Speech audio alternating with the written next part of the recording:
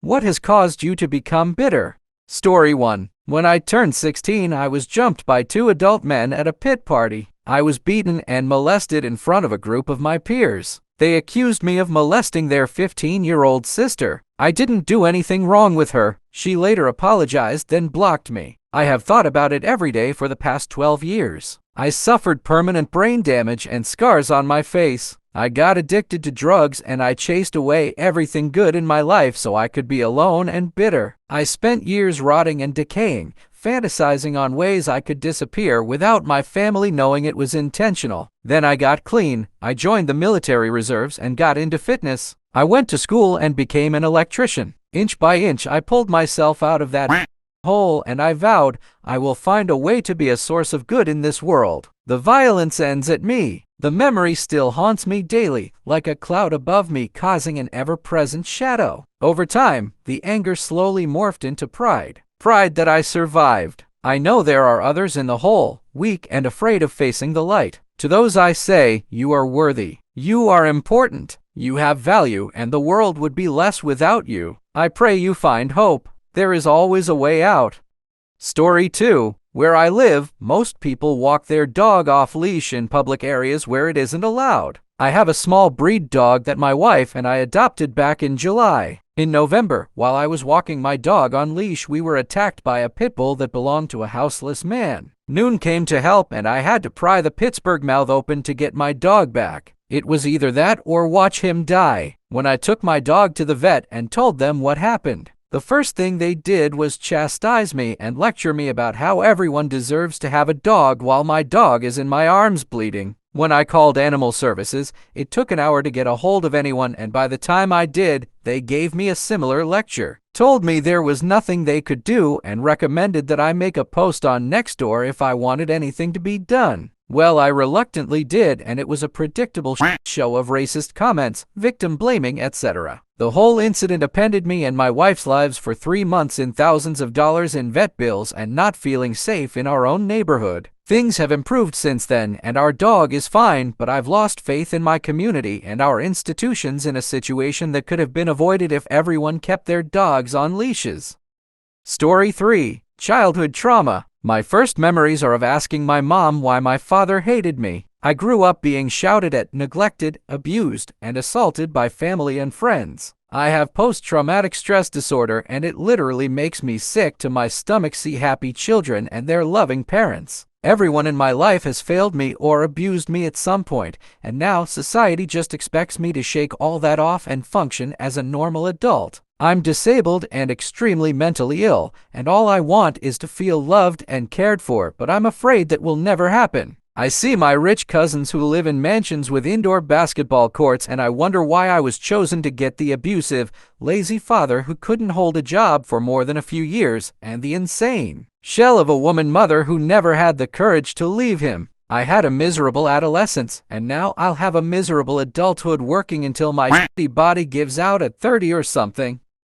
Story 4. I've always been a hard worker. From the moment I started working for my company 8 years ago, I knew that I wanted to be the best. And for a while I was. I put in long hours, went above and beyond what was expected of me, and became one of the most respected members of my team. But as time went on, things began to change. The company brought in new employees, and I was tasked with training them. At first, I was happy to do so. I took pride in passing on my knowledge and expertise to others. But as I watched these new hires move up the ranks and start earning more money than me, I began to feel bitter. It wasn't that I was jealous of their success, I was genuinely happy for them. But it was frustrating to see that my own hard work and dedication had not been rewarded in the same way. I felt like I was being left behind, like my contributions to the company were being overlooked. I tried talking to my boss about it, but I was met with dismissive responses. "We're paying them what they're worth," they said. "We can't just give everyone a raise." It was frustrating to hear. I knew that I was worth more than what I was being paid, but it seemed like the company didn't see it that way. As the years went on, my bitterness grew. I started to resent the new hires, even though I knew it wasn't their fault. I felt like I was stuck in a dead-end job, with no hope of moving up the ranks or earning more money. Eventually, I realized that my bitterness was only hurting myself.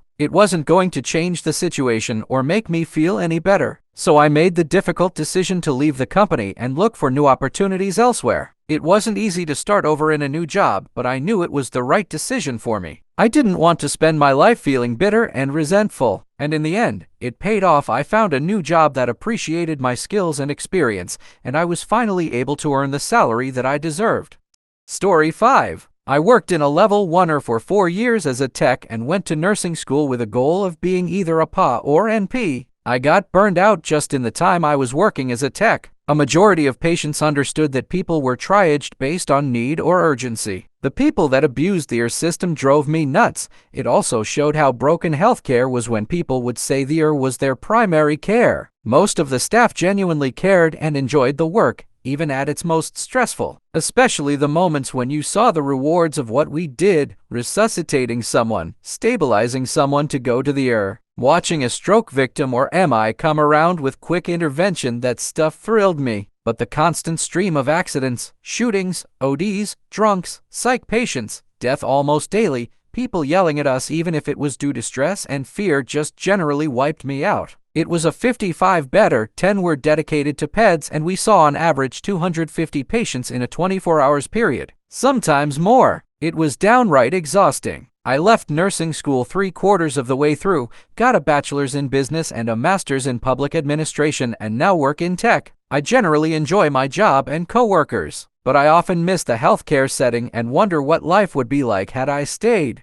Story 6. I've worked in the human services field since I was 21, currently 33. I've seen some of the darkest, most messed up things humans can do to kids and to the elderly. The worst being, parents would be able to get their kids back if just one of them would stop smoking weed so we could prove a safe, sober caregiver per the law. Parents absolutely refused to stop, so we couldn't give their kid back to them. I literally told them to just stop for like 60 days so I could give their kid back, prove they were fine, and close the case and they could go back to it. Nope, absolutely refused. I've also had families tell me they love their kids but won't take them in because they don't want to have to deal with the kids' parents. Those are our babies, we love them, but we can't take them because we don't want to have to deal with parent X and parent Y. Even if we say we will play the middleman. I went through about 4 sets of family members. Pretty much broke me.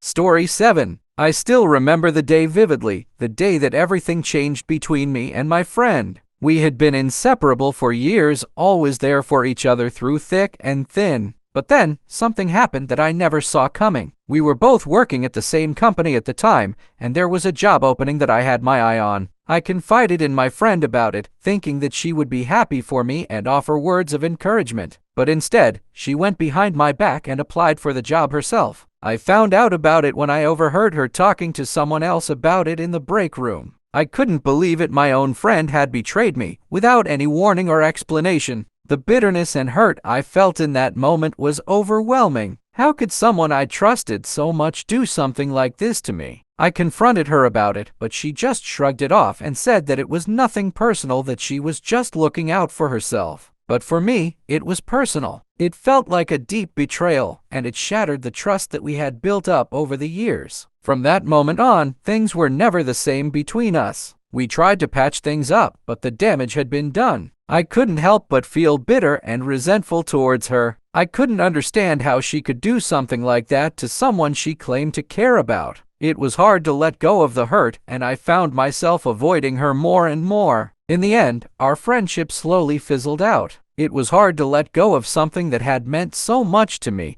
but I knew that I couldn't keep holding on to the bitterness and hurt that I felt. I had to move on and find new friends who would value my trust and loyalty.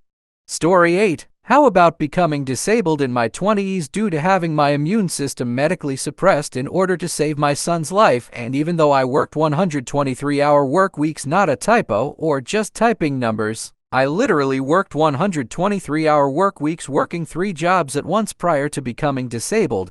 I could not afford my health care or even to be able to survive at all and have nothing to show for it due to how screwed up the US system is. I was a bartender, lifeguard, and managed multiple pediatrics clinics, as well as working in the ER prior to having my immune system medically suppressed. I am literally an immunocompromised temperature-regulated asthmatic with COPD, with ankylosing spondylitis, fibromyalgia in a wheelchair with a pile of other spiraling medical conditions as a result of having my immune system suppressed and being the less than 1% of people whose immune system never came back afterwards. My mycoplasma tests came back looking like they were those of a 90-year-old woman while in my 20s. I look young on the outside, then have medical complications that happen to you when you are really old health-wise happening inside. But get this, my health issues are not the worst problem I have. It is the lack of support due to the very broken US systems, and if I was born in just about any other Western European country instead of the US, I would have been able to receive proper help this entire time. Only because I was born in the US am I forced to suffer like this. Then I have had people say stupid crap to me like my husband had stage 3 cancer and didn't miss a day of work and legitimately believe that this is how it works. Like seriously, they actually believe this crap coming out of their mouths. Or like I read today, a guy thinks that people who can't get food and water without an electric wheelchair are a burden on society. So what, he thinks we should just die then? Or I, like millions of other Americans, fall through the cracks in the very broken system. The disability system does not align with the healthcare system, so many with chronic, debilitating conditions cannot receive STI at all. There is no STI for stay-at-home moms at all, and often stay-at-home moms are only staying at home in the first place because they were in wait and see how you heal mode once having complications from pregnancy and childbirth. Often physicians don't even tell you are disabled at the time you become disabled because even the doctors don't know what is wrong. No one has answers for you, and no one knows if you are disabled yet or not. They are just waiting to see how you heal. It is even worse with complications as a result of a medical procedure, as when it was medically induced intentionally, other doctors don't want to address it at all. You play the referral merry-go-round trying to seek help. Guess what happens when you just slowly get worse and never get better? While you are in wait and see how you heal mode and trying to get proper diagnosis and not even able to pay at the time of service rendered, the thousands of dollars required for you to even have them willing to make the appointment to have the tests run to receive a proper diagnosis at all, you lose your ability to apply for Social Security disability at all. All those 123 hours of work credits will expire while you are trying to get a proper diagnosis. If you exhaust your savings trying to make ends meet and trying to save up for co-payments to have tests run to diagnose you and apply for disability as a last resort in the US, you lose your ability to ever apply. Even if you were a destitute quadriplegic and dying in the streets, you can still be turned down for STI. So not only can you then not ever receive disability, you cannot even get treatment at all because you cannot even afford the tests needed to start any treatment, and you just get worse instead. Even when you wind up in the ER, they will not help you with chronic conditions, as their only job in the US is to stabilize you and release you with referrals that you will have to pay thousands up front to even be able to make the appointment at all to go to in order to see the physician they referred you to. And please, do not bring up C. That is the biggest joke or scam on the planet. You are expected to survive by some miracle for the months leading up to your C interview, as if any family brother, sister, and uncle, ACT member helps you at all. They use their income as your future income even if they cannot afford to ever pay to help you ever again, and exhausted their own savings by doing so in order to deny you. If they let you stay with them, C considers that person your future income and denies you on that basis. If they pay your bills for you, C says they consider those payments your future payments and denies you on that basis. You would actually have to lie to C about anyone who helped you in order to be approved at all, because if you tell them the truth, they expect anyone who helped you to just continue to do so instead, even if it is not even possible for them to do it all. It is a ridiculous nightmare. Also, the realities of medical charities and medical crowdfunding is people hardly ever reach the needed goals to receive tests and treatment, like ever, so no help coming there either. People in general would rather buy you a bottle of vodka to drink away your pain than help people pay for breathing medication to stay alive. It is just the sad truth of the society we live in. Then when my husband was laid off during the banking crisis, we lost our home because we could no longer pay our mortgage and could not get relief. I had to be resuscitated 6 times in a 2-month period due to trying to ration my medications because I could not afford the medication I needed to continue breathing because my medications cost $2,000 a month after insurance and pharma coupons have a limit on the amount they are willing to cover per year, so if you require more than that amount within a year to stay alive, you pay that out of pocket. I receive no welfare, STC, or government assistance of any kind because I live in Texas, USA. Both me and my son were hospitalized repeatedly, and medical bills piling up sky high means our credit was also destroyed, so how do you even get approved for rentals when your credit is destroyed? It was a constant barrage of increasing medical issues for both me and my son. Having my immune system suppressed to save his life also means he didn't receive any antibodies from me,